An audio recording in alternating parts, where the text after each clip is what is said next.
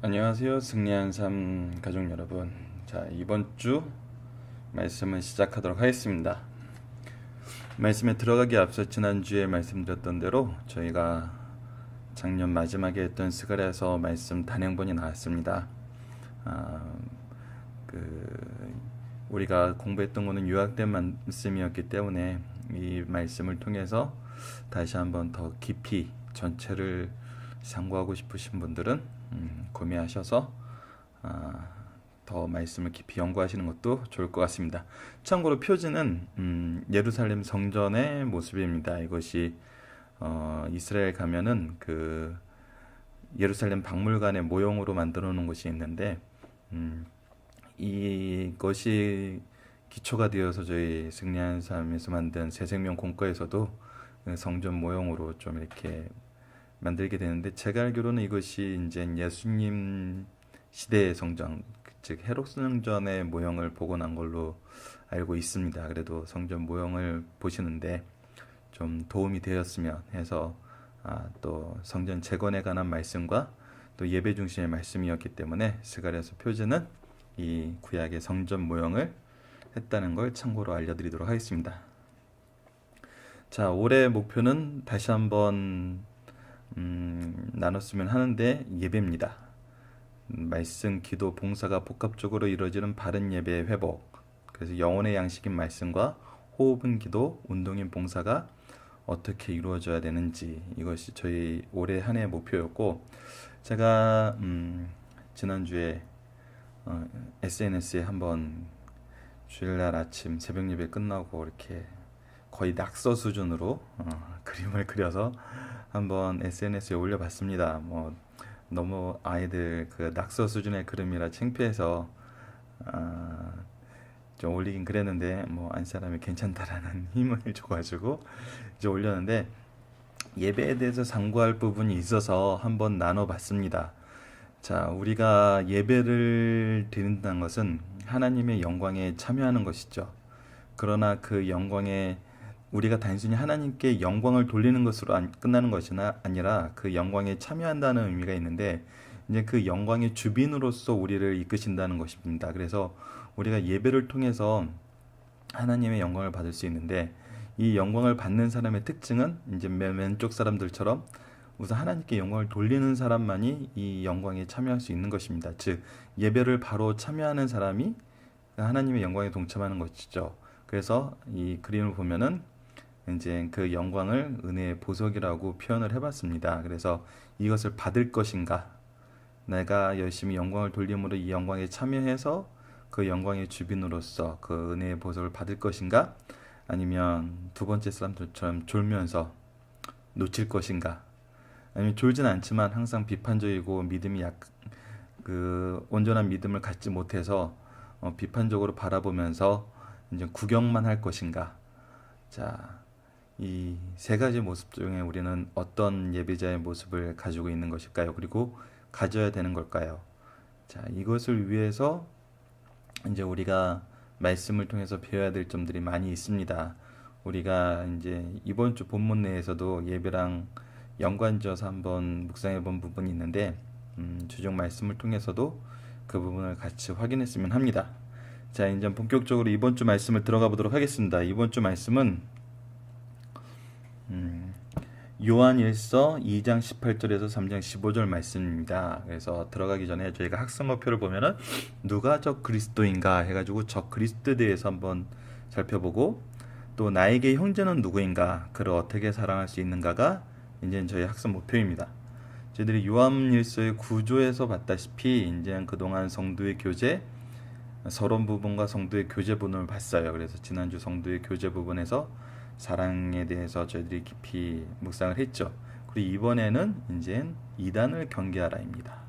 자, 이단, 또 거짓 선생, 적그리스도, 이 정체와 모습, 또 이것을 통해서 우리가 주의해야 될 부분, 이겨낼 수 있는 방법, 이런 것들이 이번 주 한번 묵상하게 됩니다. 그래서 묵상한 후에 누가 적그리스도이고 나에게 형제는 누구인지, 또 그를 어떻게 사랑하는지, 이 두 말씀이 어떻게 연결이 되는지, 그리고 왜 성도의 교제에 대해서 얘기한 다음에 이단을 경계하라는 말씀이 나오고 다시 형제 사랑에 대한 말씀이 연결되는지, 이 연관성과 이렇게 말씀을 주신 이유가 무엇인지도 한번 전체적인 모습도 살펴볼 수 있었으면 좋을 것 같습니다. 자, 그러면 월요일날 말씀으로 넘어가 보도록 하겠습니다. 적그리스도의 정체를 알고 지혜를 배우고 실천하여 승리하자. 그래서 적그리스도에 대해서 정확하게 알아야 되겠죠. 거기서 그 알을 통해서 지혜를 얻어야 되는데, 자, 우선 현대인들이 진리를 받아들이는 방식에 대해서 한번 보도록 하겠습니다. 우선 현대인들은 진리라는 것에 대해서 이제 절대성을 부여하지 않죠. 진리를 거짓과 반대되는 것으로 생각해서 절대성이나 불변성을 인정하지 않습니다. 그래서 진리된 것을 진실되다고 말할 때 이것을 왜곡 혹은 거부합니다.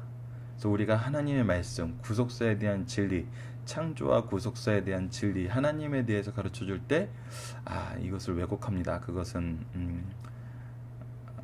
과거 고대 종교적인 한 형태였다, 아니면 예수님에 대해서도 굉장히 이 부분에 대해서 심하게 왜곡하고 거부하는 분들이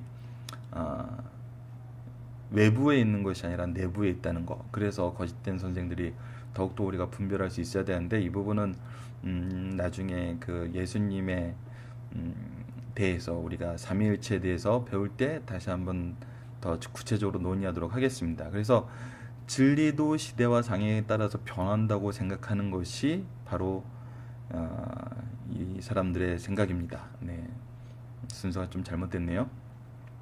절대 진리인 하나님과 성경도 이런 틀에서 그래서 해석을 합니다.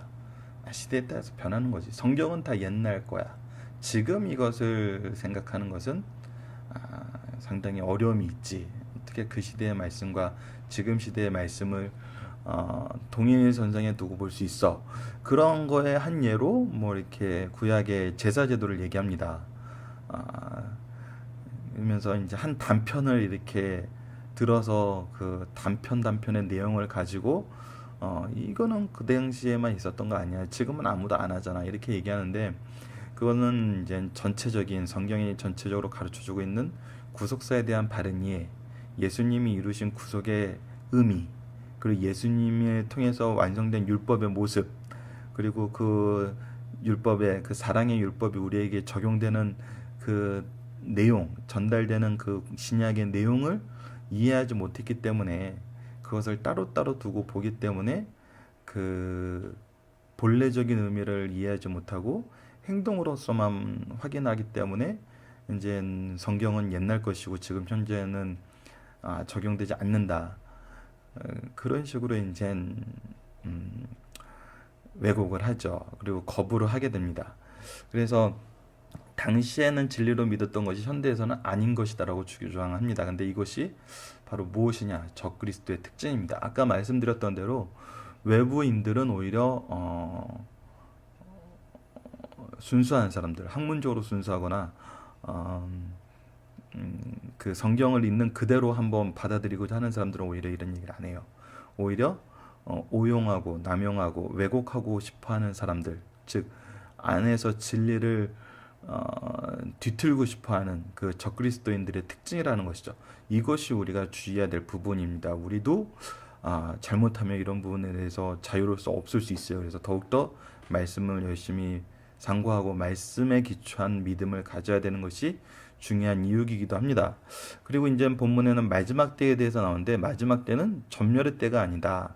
완전히 다 사라지는 것이 아니라 그 마지막 때, 즉 종말은 시작, 재창조, 완성을 얘기하는데, 성경에서는 예수님의 초림에서부터 재림까지의 기간을 이제 그 마지막 때라 그러죠. 그래서 지금 현재 우리가 살고 있는 이 시기가 마지막 때입니다. 이 마지막 때에 적그리스도가 나타나는데, 화생을 제대로 못했더니 자꾸 이 줄 긋는 거랑 글자가 나타나는 거랑 한 박자씩 순서가 다르네요. 예, 계속 그럴 것 같습니다. 자, 적그리스도란 그리스도를 대적하는 자, 그 가장한 자, 두 가지 의미가 있습니다. 내가 그 재림 예수다 그러면서 그리스도를 대신한다. 아니, 예수님은 이 구속을 다 완성하지 못했다. 그 완성하지 못한 그 작은 것을 내가 완성하러 왔다. 이렇게 대신한다고 얘기하고 가장하는 자가 있는가 하면 완전히 대적하는 자가 있습니다. 예수님은 믿을 수 있는 게 아니다. 예수님은 오히려 기독교 종교에 의해서 좀 포장되고 미화되고 그들의 목적에 의해서 탄생된 그런 성격을 지니고 있기 때문에 우리가 믿는 예수는 올바른 예수가 아니다. 그러면서 교묘하게 완전한 대적을 하는 게 아니지만 교묘하게 뒤틀어서 대적을 하고 속입니다. 근데 이런 것들을 성경은 요한사도는 사탄의 도구라고 했고 이것이 마지막 때 예수님 때 마지막 때 그 인류 끝에 나타날 그 한 적그리스도를 얘기하는 게 아니라 시대마다 나타날 많은 적그리스도를 가르치고 있다는 거, 이 부분에 우리가 주의를 해야 됩니다. 그래서 적그리스도의 특징은 무엇인가 했을 때 거룩한 공동체 교회에서 이탈한 자들입니다. 이들의 이탈했는데 이들이 추방이 아니라 자발적으로 떠났다는 데 특징이 있습니다. 그래서 이들은 처음부터 동료가 아니었던 것입니다. 그 교회로 옮기는 것이 아니라 교회를 떠나 예배자의 위치에서 이탈한 것입니다. 처음에는 예배자인 척 합니다. 하지만 지나고 나서 보면은 그들이 스스로 예배자가 아니었다는 것을 교회를 떠나면서 예배자의 자리에서 이탈하면서 보여주고 있죠. 이것이 참 슬픈 일이지만 한 교회 역사에서 30-40년 정도 지켜보다 보면은 이것이 있었다는 것을 깨닫게 됩니다. 그래서 이제 영적 스승들이 교회를 옮기는 거, 교회를 떠나는 것에 대해서 굉장히 애통하고 슬퍼하고 그들을 위해서 계속 기도하는 이유가 바로 이런 특징으로 인해서 그 영혼이 죽는 것을 슬퍼하기 때문이죠. 그래서 우리가 오랫동안 교회 공동체에서 생활하다 보면은 이런 부분이 드러나는 거에 대해서 참 우리가 애통한 마음을 갖지 않을 수가 없습니다.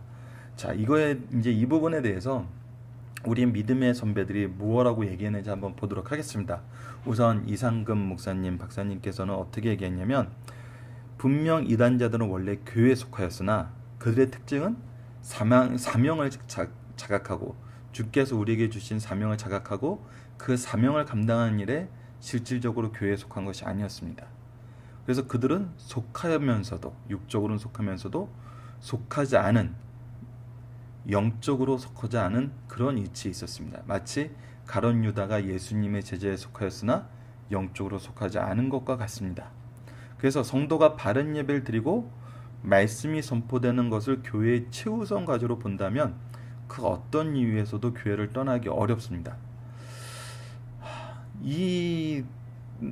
이것을 즉 우리가 아까 처음 그림에서도 얘기했다시피 예배라는 것을 하나님께 영광을 돌리고 그 영광에 참여하는 그 하나님의 사랑을 체험하는 그것으로 보는 것이 아니라 인간을 위한 어떤 그 장치로 봤을 때는 사람에 의해서 계속 조절이 되고 사람의 포커스가 맞추게 되는 것을 우리가 지난 20년 한국교회 부흥의 역사를 통해서도 많이 확인하게 됐죠. 하지만 그 결과는 우리가 영적 분별력을 갖지 못하고 세상에서 좋다는 것을 받아들임으로써 처음에는 사람들이 교회 안에서 세상 것을 누리고 자기가 원하는 것을 누리면서 기뻐했지만 오히려 이것이 영적 분별력, 영적 경건성을 해치게 됨으로써 교회의 필요성을 오히려 더 이상 느끼지 못하게 되는 오히려 그런 부작용이 현대사회에서 나타나는 것을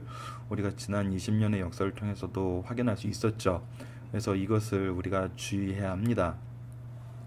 그래서 우리가 하나님께 예배드리고 말씀 선포되는 것을 교회의 최우선 과제로 보지 못하면 인간에게 주는 특권을 받아들이는 수단으로 여기게 됩니다. 그러면 이것은 조금 전에 얘기했던 대로 필연적으로 이별을 예고한 것이나 마찬가지가 되는 것이죠. 그래서 성도의 특징은 뭐냐면 거룩한 자라는 것입니다. 성령의 기름 부음을 받은 것입니다. 그리고 그리스도 안에서 진리를 알게 되었다는 것입니다. 하지만 그리스도를 아는 지식은 오직 성령의 은혜로만 가능합니다. 베드로의 신앙 고백을 통해서 바요나 시몬아 내가 복이 있도다 이것을 내게 알게 하시는 이는 하늘에 계신 하나님이다라고 얘기했던 것처럼 오직 성령의 은혜로만 가능합니다. 그래서 오늘 본문 말씀을 통해서 우리가 요한 1서의 기록 목적을 다시 한번 확인할 수 있는데, 그것은 알고 있는 진리 안에서 승리는 확실하다는 것입니다. 이 진리는 이미 우리에게 주어진 것입니다. 우리가 지난주에 율법과 사랑의 그 도리는 우리에게 새 계명이지만 이미 이전부터 주었던 그 계명임을 우리가 말씀 속에서 다시 한번 확인했던 것처럼, 우리가 이미 알고 있는 진리 안에서 이 진리를 지켰을 때 승리가 확실하다는 것, 오히려 이 진리를 인간 중심으로 새로운 해석으로 또 새로운 방식으로 그 새로운 해석과 새로운 방식이 정말 더 이 성결의 삶에 가까워지는 것이 아니라 인간의 필요에 가까워질 때는 그것이 새로운 것이 되지 않고 오히려 우리를 이 알고 있는 진리를 가리게 하는 그런 오히려 역효과를 나타났다는 것이 지금 현대 한국 교회에서만 보여주는 것이 아니라 이미 이 요한일서 말씀에서도 확인되고 가르쳐주고 있는 말씀이라는 것을 우리가 확인하면서 묵상하게 될 때 정말 우리가 말씀의 순수성과 예배의 경건성을 지키는 것이 얼마나 중요한 일임을 다시 한번 보게 됩니다. 자, 이제 화요일날 말씀으로 넘어가 보도록 하겠습니다.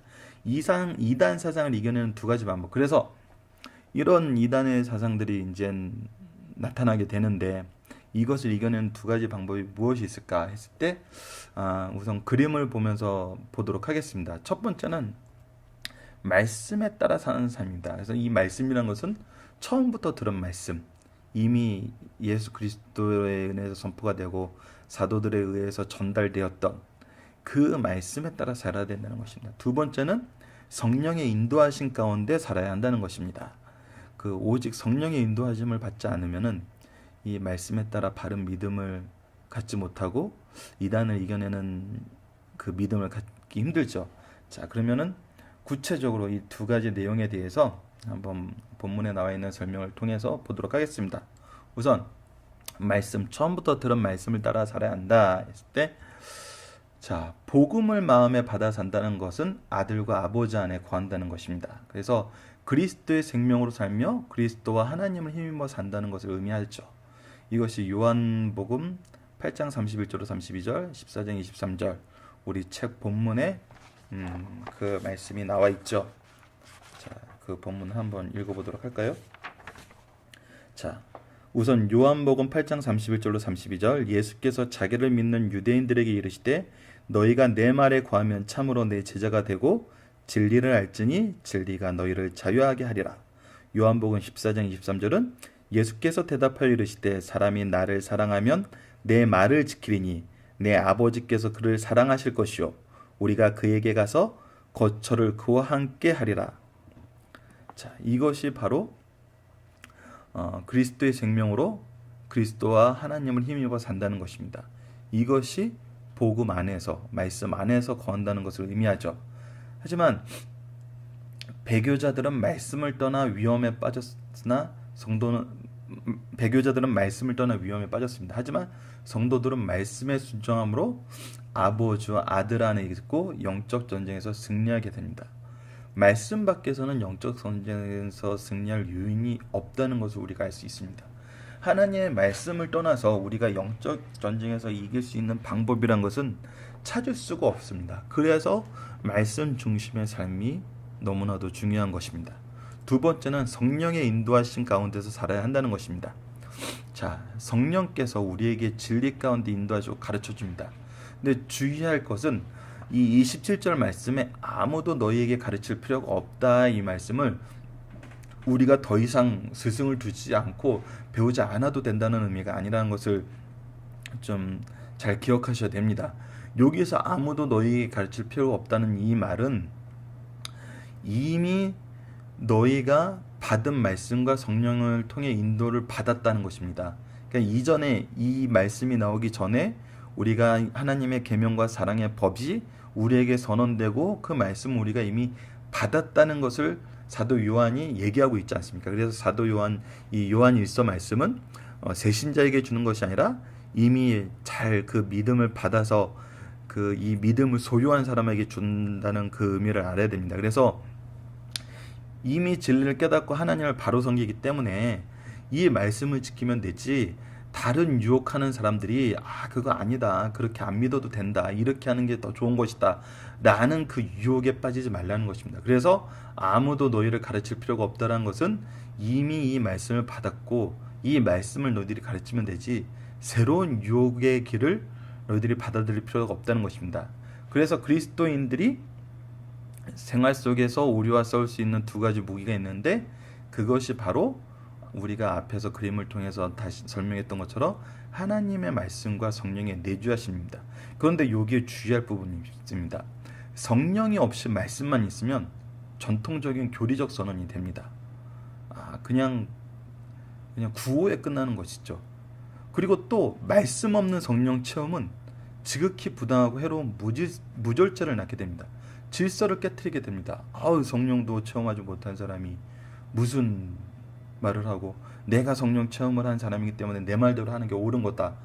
그래서 그런 것은 오히려 이 성경의 가르침과 자기의 성령 체험을 성령의 가르침과 반대되는 쪽으로 적용하는 경우가 생길 수 있습니다. 그래서 이 두 가지가 균형을 유지하면서 성령과 말씀의 인도하심을 받아야 됩니다. 그래서 이 성령과 말씀의 인도하는 받는 삶에 대해서 우리가 본문에는 없지만, 그 설명이 없지만, 살펴보기의 내용에서는 없지만 29절에 의로운 삶이라는 것이 나옵니다. 이 의로운 삶이라는 것은 바로 예수님을 닮는 삶입니다. 예수님을 닮은 삶이란 무엇일까요? 예수님이 이 지상에서 우리에게 하셨던 것은 천국 복음을 전하시고 외면당 당하는 자들을 돌봤던 것입니다. 그래서 우리가 교회 내에서 성령의 인도하심과 말씀 중심으로 사는 사람들의 그 특징, 어떤 사람을 우리의 신앙의 모델로 삼고 우리의 신앙의 스승으로 삼고 우리가 이 부분에 대해서 약할 때 누구를 바라봐야 될까 했을 때는 바로 이것을 우리가 한번 보면 좋을 것 같습니다. 말씀을 배우고 가르치는 일에 열심히 있는지, 그리고 외면당하는 자를 잘 돌보고 있는지. 이것은 정말 기독교 역사에서, 또 하나님이 구속사의 역사에서 우리에게 항상 명령하신 겁니다. 이거는 구약과 신약 모두에게 동일한 그 형태의 말씀이 있다는 것을 우리가 알 수 있죠.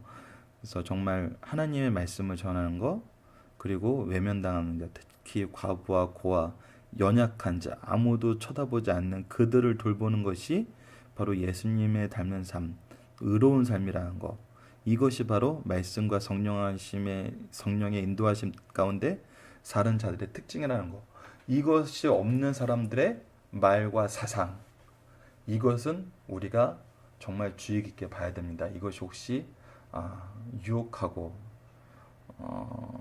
우리를 잘못된 길로 인도하는 사상이 아닌지 봐야 된다는 것이죠. 거짓 교사들의 특징은 이런 일을 하지 않는다는 것입니다. 말로만 한다는 것이죠.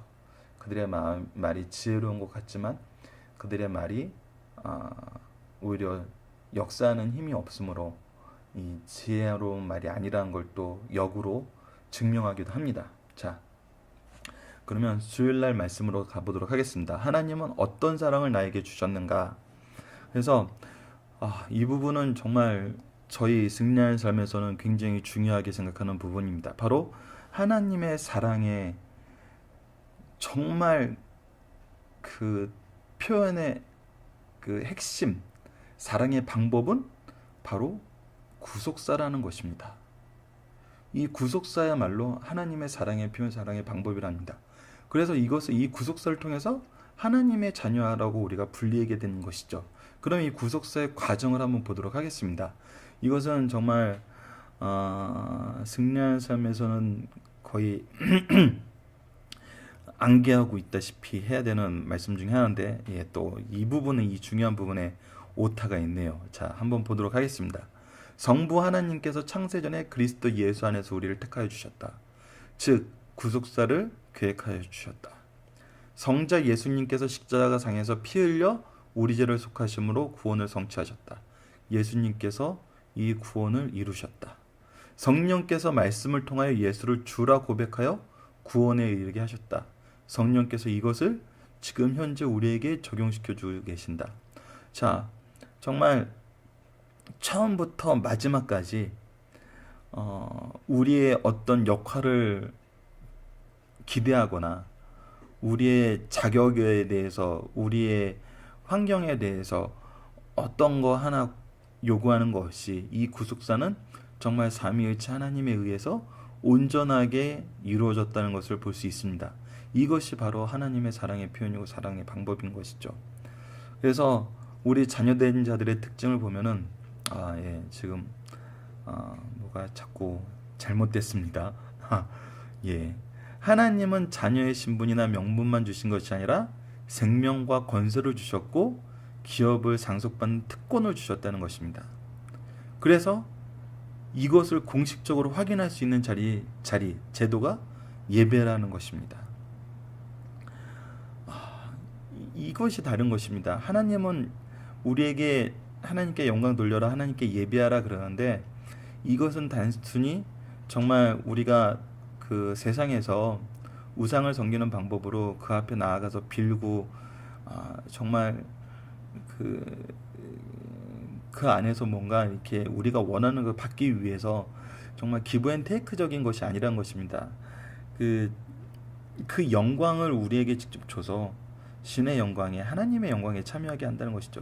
그 이유는 바로 하나님의 사랑의 그 결과라는 것입니다. 하나님이 우리를 사랑하기 때문에, 이 하나님이 우리를 사랑한다는 이것이 정말 구속의 은혜와 연관돼서 살펴보면은 이 예배라는 것이 정말 생명과 권세를 주셨고 그 기업을 상속받는 특권을 우리에게 주셨음을 확인할 수 있는, 그 안에서 정말 너무나 감격스럽고 영광스러운 일이라는 것을 우리가 체험하게 되죠.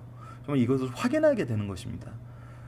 그래서 이 정말 예배가 너무나도 중요하고, 그렇기 때문에 하나님께 영광 드리는 바른 예배를 우리가 드려야 되는 것이죠. 이 간격을 같이 나눌 수 있는, 또 이 간격을 어떻게 하면 잘 나눌 수 있는지 정말 올 한 해 열심히 함께 연구하고 나눠보도록 하겠습니다. 하지만 여기서 끝나는 것이 아닙니다.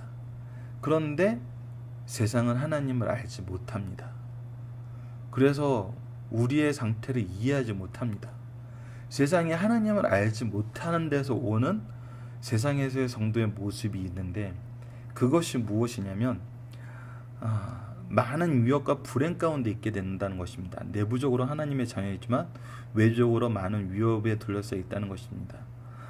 이것이 마치 정확한 비교는 될 수 없습니다. 근데 정말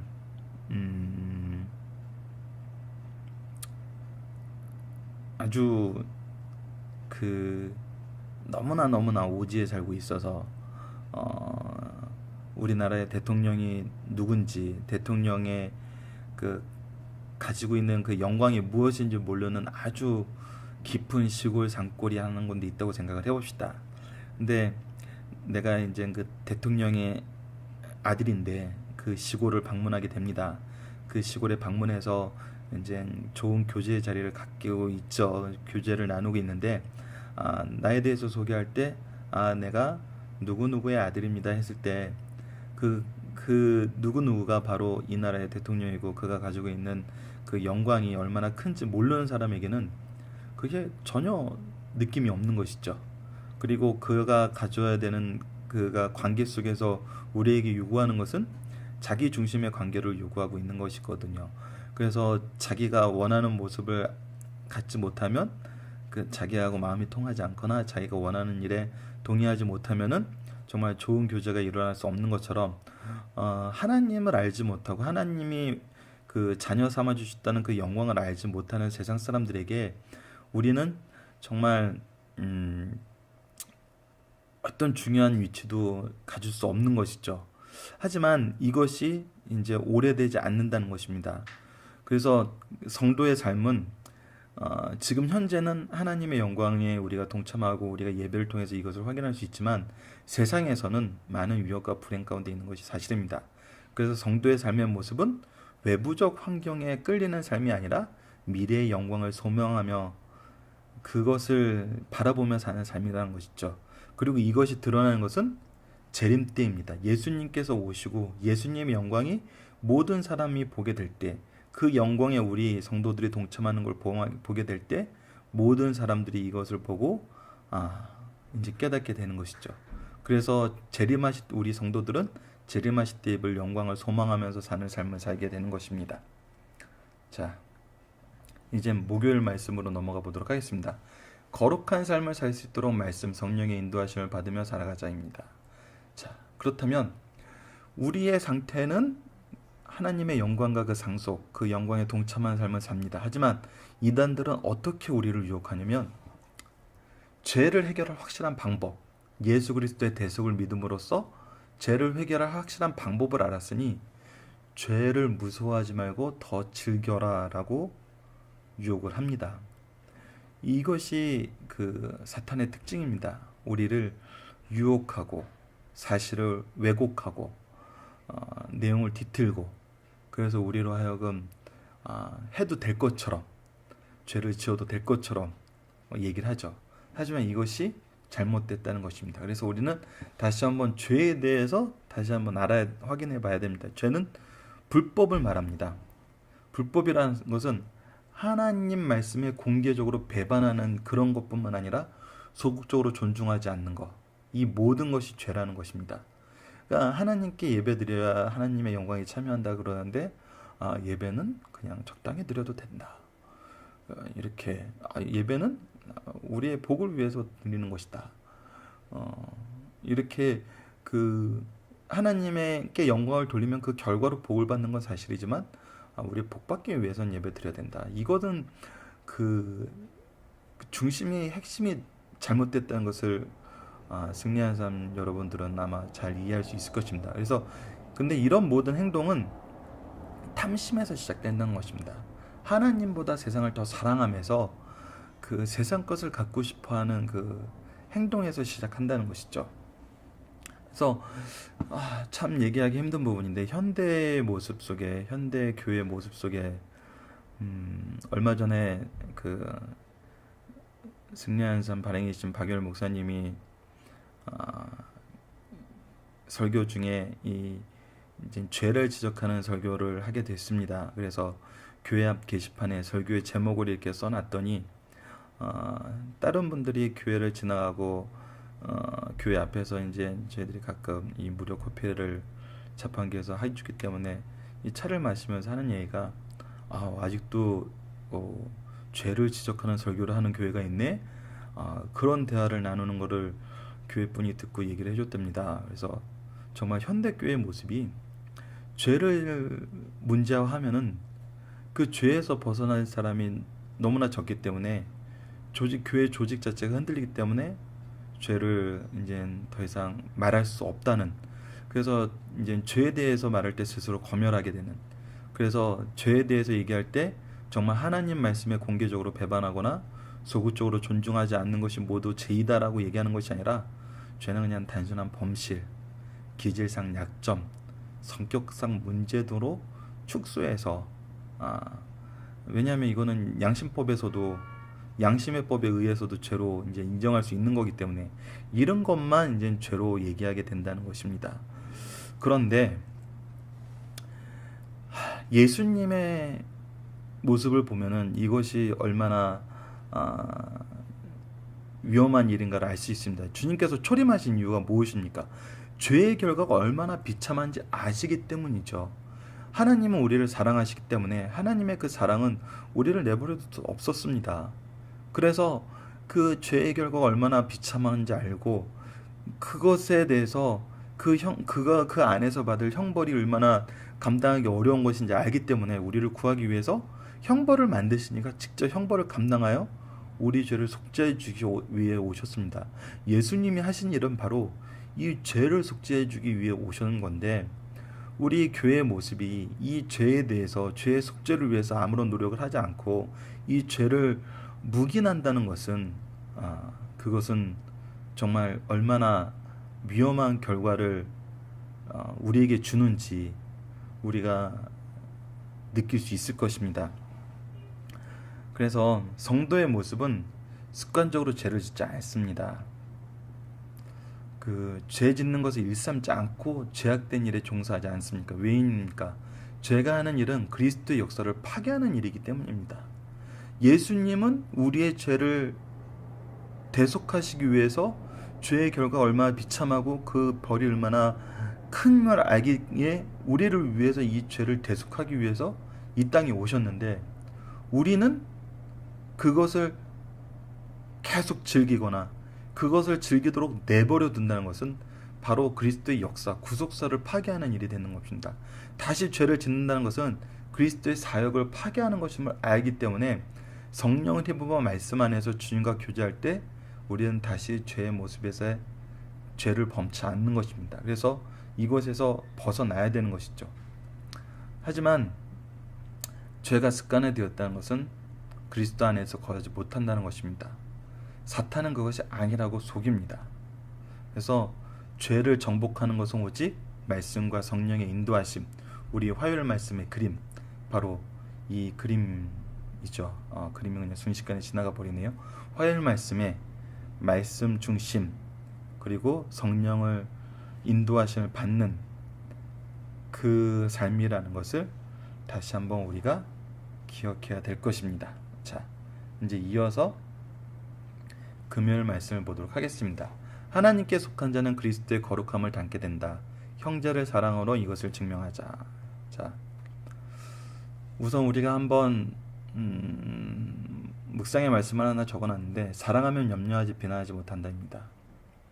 우리가 정말 사랑의 의무가 있는 배우자나 자녀들을 보면은 처음에는 정말 그들이 잘못하는 것에 대해서 염려하지 비난하지 못하는 것을 알 수 있습니다. 그들의 무능에 대해서 염려하지 비난하지 못한다는 걸 알 수 있습니다. 근데 어느 순간인가 이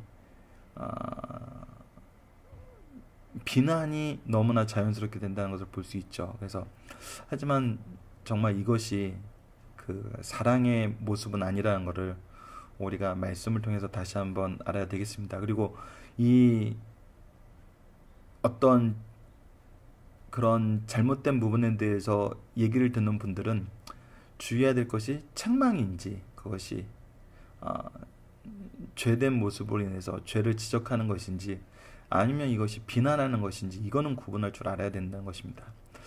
이 교회와 가정은 완전한 곳이 없습니다. 완전한 교회와 가정은 있을 수 없죠. 왜냐하면 사람이 있는 곳에 완전함은 있을 수 없거든요. 그런데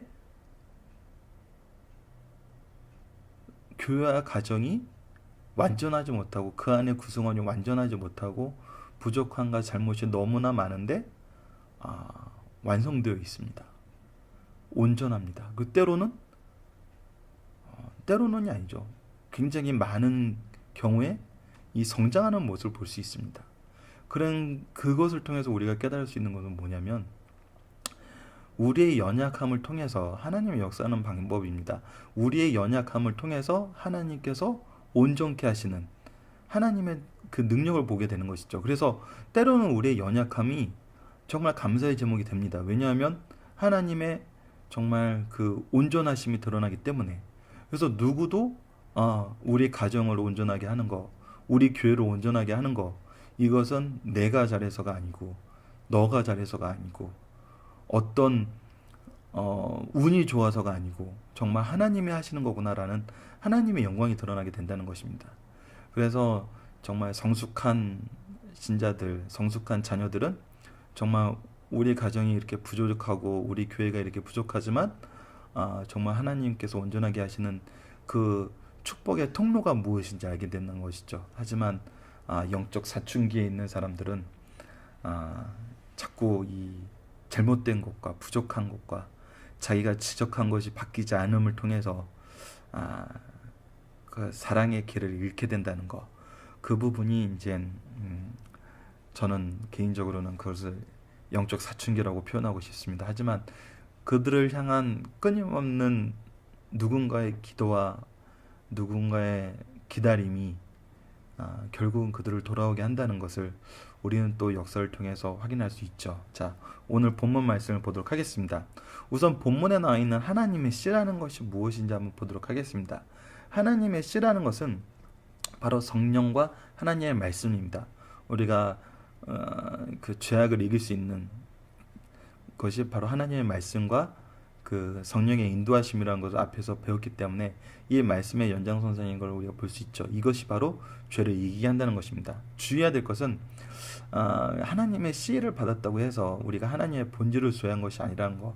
우리가 하나님의 형상으로 지원받았다는 것은 하나님을 아는 것과 섬길 수 있는 자질을 받은 것을 의미합니다. 그래서 하나님께 속한 자는 죄의 유혹을 받을 때 쾌락, 탐욕, 교만 등에서 만족을 얻는 것이 아니라 오히려 갈등을 느끼게 된다는 것. 이것이 하나님의 씨로 하나님의 성령과 하나님의 말씀으로 죄를 이길 수 있는 믿음을 소유한 자들의 특징이라는 것이죠. 오직 말씀과 성령의 역사 속에서만 삶의 의미와 만족을 느낄 수 있습니다. 그리고 죄를 습관화하거나 직업화하지 않는데 이것은 내가 좋아하는 삶을 원하는 것이 아니라 하나님이 좋아하는 삶을 원하는 것이죠. 그것이 바로 지혜로운 삶이라는 것입니다. 그래서 세상에 하나님의 자녀와 마귀가 공존하는 것은 제로나 여지가 없습니다. 세상에서는 하나님의 자녀와 마귀가 공존하죠. 그러나 주의할 것은 교회도 그런다는 것입니다. 그래서 이것을 구별하는 법을 알아야 되는 것인데 이 구별하는 법은 바로 의를 행한다는 것입니다. 하나님의 뜻을 행한다는 것입니다. 이것은 아까 저희 29절 말씀, 2장 29절 말씀에서 얘기했다시피 예수님의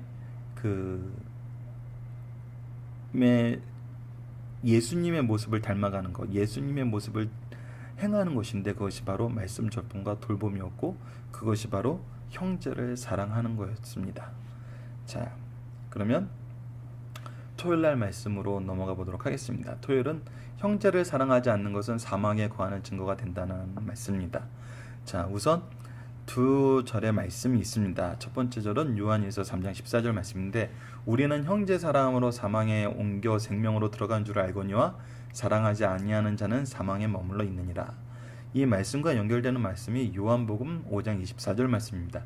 내가 진실로 너희에게 이르노니 내 말을 듣고 또 나 보내신 이를 믿는 자는 영생을 얻었고 심판에 이르지 아니하리니 사망에서 생명으로 옮겨졌느니라.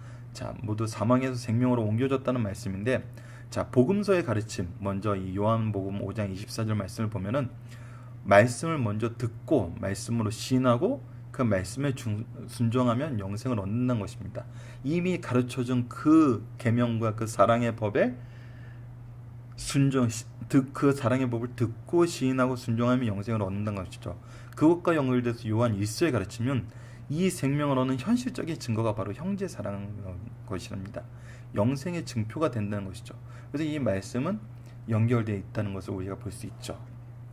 자, 그렇다면 형제를 미워한다는 것은 무엇일까요? 사랑하지 않는다는 것은 살인하는 것입니다. 이것은 말씀에서 항상 나타나는 건데 음욕은 간음과 연결되고 탐심은 우상숭배와 연결되고 미움은 살인하고 연결됩니다.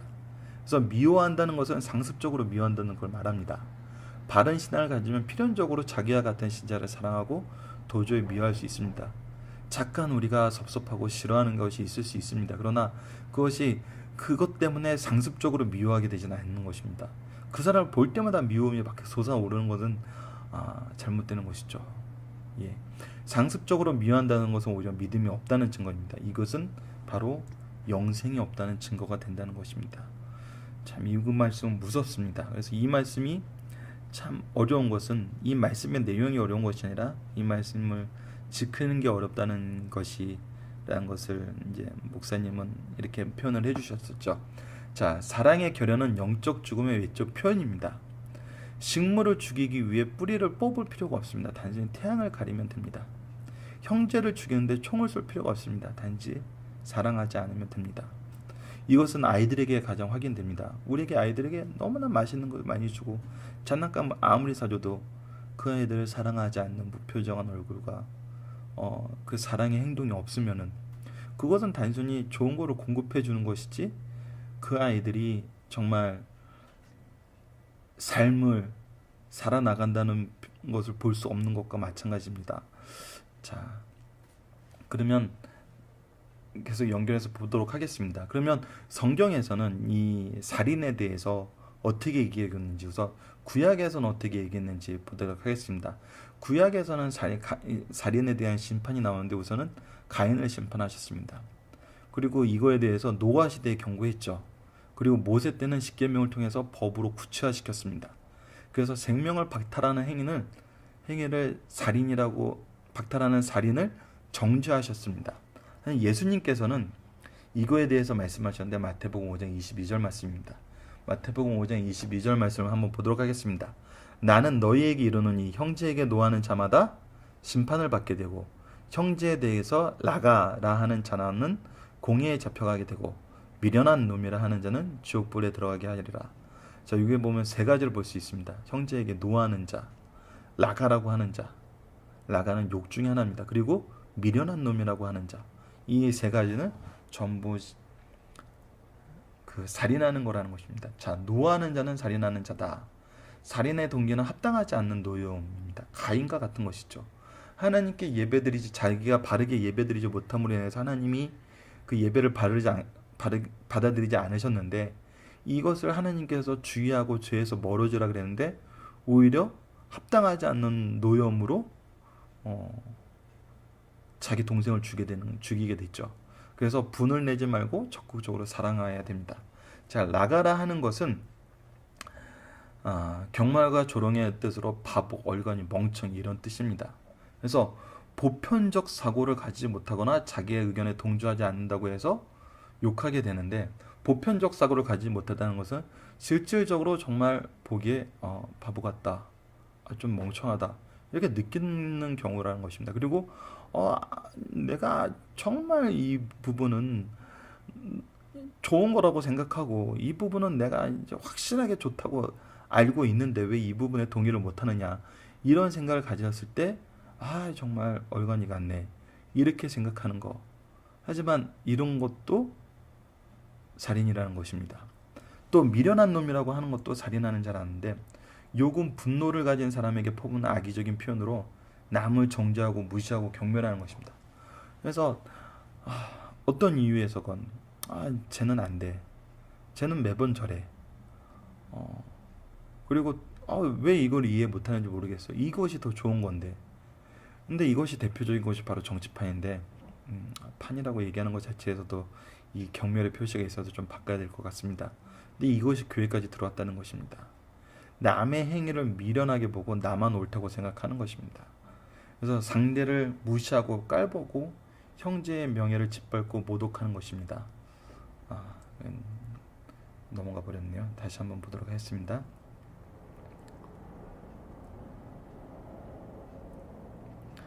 그래서 특히 근데 이것이 아이들에게 자주 나타나는 것을 좀 볼 수 있습니다. 저희들이 아이들 때는 정말 영민한 아이가 있는가 하면은 약간 느린 아이도 있습니다. 근데 이거를 어른들이 너무 직접적으로 표현하는 경우가 있습니다. 특히 아이 앞에서도, 때로는 그 아이의 부모 앞에서도. 근데 이거는 정말 잘못되는 것입니다. 이런 행동은 해서는 안 됩니다. 그리고 이 보호센터나 장애인 학교가 들어오는 것을 정말 사회적으로 굉장히 반대하는 것이 항상 뉴스에 나오지 않습니까? 근데 이것은 저희들이 지금까지 배웠던 이 사랑의 법과 형제를 사랑하는 이 말씀과는 거리가 있다는 것을 저희들이 느낄 수 있습니다. 그래서 우리가 이런 일을 있을 때 이런 것에서 벗어나서 정말 사랑의 법을 잘 실천할 수 있는 승리한 상 가족 여러분들이 되었으면 합니다. 자, 학습 목표를 다시 한번 보도록 하겠습니다. 자, 누가 적그리스도인가요? 적그리스도의 특징은 속인다는 것입니다. 오용한다는 것이죠. 잘못 해석한다는 것입니다. 그리스도의 율법이 죄를 사해주는 율법이기 때문에 죄를 더 지워도 된다. 이것은 죄의 결과만 가르쳐, 그 사랑의 법의 결과만 얘기해 주는 거지 과정과 내용에 대해서는 완벽하게 잘못 전하고 있는 것입니다. 그렇기 때문에 생명에서 오히려 멀어지게 하는 것이죠. 그리고 이런 것은 오히려 정말 이 안에서 어떤 다른 목적을 가지고 자기의 욕심과 자기의 탐심에 의해서 말씀을 오용하는 것, 이런 사람들은 외부에 있기보다는 우리 내부에 있다는 것, 그리고 이런 사람들은 하나님의 사랑의 법을, 예수님의 사랑의 법을 실천하지 못한다는 것, 말씀을 가르치고 소외진다를 돕지 않는다는 것, 이것이 이제 적그리스도의 특징입니다. 그래서 이 부분에 대해서 우리가 더 주의해야 될 것은, 나도 적그리스도라는 것은 어느 시대에 어느 순간 딱 정해져서 나타난 것이 아니라 하나님의 법에 반대되는 모든 행동을 하는 그런 일반적인 모든 행동도 포함된다는 것입니다. 그래서 우리가 주의하지 않으면은 우리도 적그리스도적인 행동을 할 수 있다는 것이죠. 언제 어느 순간에서는 내가 이 적그리스도의 위치에 있을 수 있는 것입니다. 그래서 더욱더 근신하고 더욱더 우리가 사랑의 법을 실천해야 되는 이유가 바로 여기에 있습니다. 그리고 나에게 형제는 누구입니까? 그를 어떻게 사랑할 수 있습니까? 예수님께서 나에게 형제라고 소개한 모든 사람들이 나에게 형제인 것이죠. 우리가 복음을 전해야 되는 모든 사람들이 나에게 형제인 것입니다. 자, 그런데 이것을 바로 실천하기 위해서는 우리가 먼저 이미 받은 그 율법에 놓여 있어야 된다는 것입니다. 그 율법을 지키고 있어야 된다는 것이죠. 그 율법을 지키지 않는 사람은 사랑할 수 없고, 이 율법을 바로 이해하지 못하고 지키지 못한 사람은 적그리스도를 구별하지 못할 뿐만 아니라 언젠가는 적그리스도가 될 수 있습니다. 그리고 말씀과 성령의 인도하심의 균형을 잃은 사람은 이것을 잘못 해석하고 잘못 적용할 수 있습니다. 그래서 교회에서 비난과 분란으로 질서를 해치는 일을 할 수 있는 것이죠. 그래서 우리가 이 내용을 잘 연결해서 잘 묵상하면서 잘 실천할 수 있는 승리한 삶 가족이 되었으면 합니다. 오늘은 이상 마치도록 하겠습니다. 감사합니다.